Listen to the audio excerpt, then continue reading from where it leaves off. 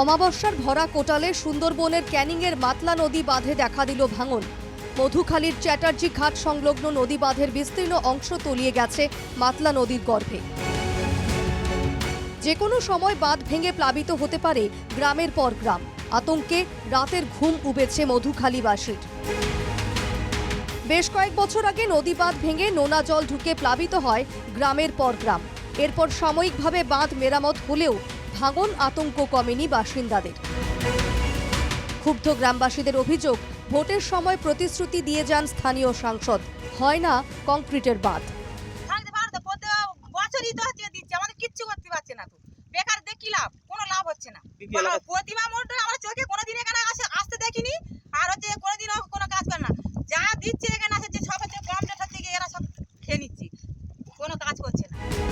মঙ্গলবার রাতের ঝড় বৃষ্টির পর সাগরদ্বীপের মুড়িগঙ্গা ২ নম্বর গ্রাম পঞ্চায়েতের চক ফুলডুবি গ্রামে হুগলি নদীর বাঁধেও ধস নামে। আতঙ্কিত এলাকাবাসী।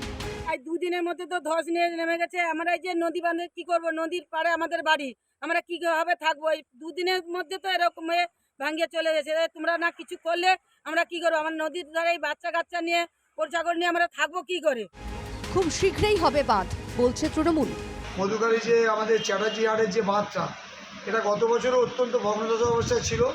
আমরা আয়লা যখন হয়েছিল তারপর থেকে এটা বাজে অবস্থায় ছিল। আমরা ওই এলাকার বেশ কিছু যারা জমি আছে, চাষি আছে, তাদেরকে আমরা টাকা দিয়েছিলাম সরকারি তরফ থেকে, এবং এটা আয়লা বাঁধ সিদ্ধান্ত হয়েছিল হবে এবং স্যাংশনও হয়েছে। আশা করি খুব তাড়াতাড়ি এই বাঁধটা কমপ্লিট হয়ে যাবে।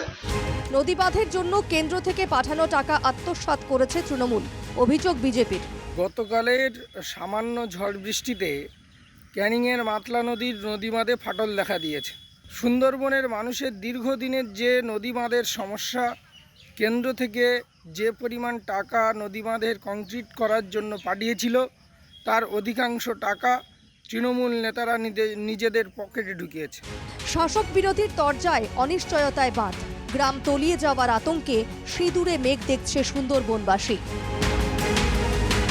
সৌরভ বিশাল ও অরিজিৎ মণ্ডলের রিপোর্ট, NKTV বাংলা।